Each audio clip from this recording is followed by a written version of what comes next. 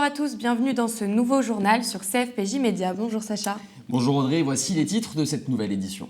C'est le premier dossier épineux pour la rentrée du gouvernement. Richard Ferrand est mis en examen. Le président de l'Assemblée nationale s'est expliqué hier pendant 13 heures devant des juges d'instruction à Lille. Il était entendu dans le cadre d'une enquête sur des soupçons de prise illégale d'intérêt.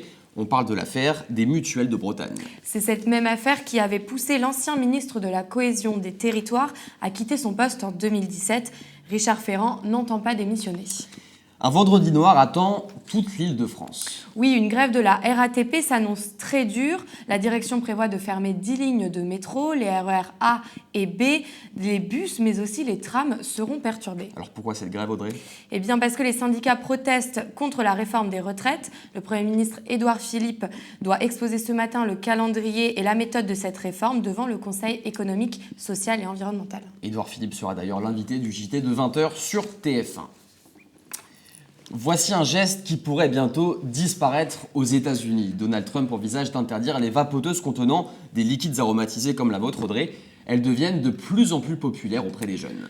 Au moins 6 consommateurs américains sont morts et 450 sont atteints d'une maladie pulmonaire. Des enquêtes médicales ont lieu aux États-Unis pour en savoir plus sur cette pathologie. Et les autorités fédérales américaines appellent la population à éviter d'utiliser des cigarettes électroniques.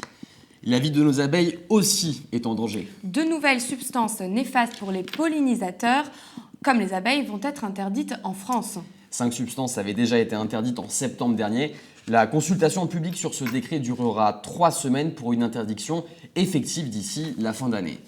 Et on termine ce journal en quittant la Terre, direction la planète K2-18b à plus d'1 million de milliards de kilomètres. Pour la première fois, des astronomes ont détecté de la vapeur d'eau dans l'atmosphère d'une planète. C'est une étape cruciale dans la recherche des signes de vie au-delà du système solaire. Alors pour l'instant, impossible d'affirmer que nous avons de lointains cousins sur cette planète, mais elle est la meilleure candidate dans la recherche de vie extraterrestre.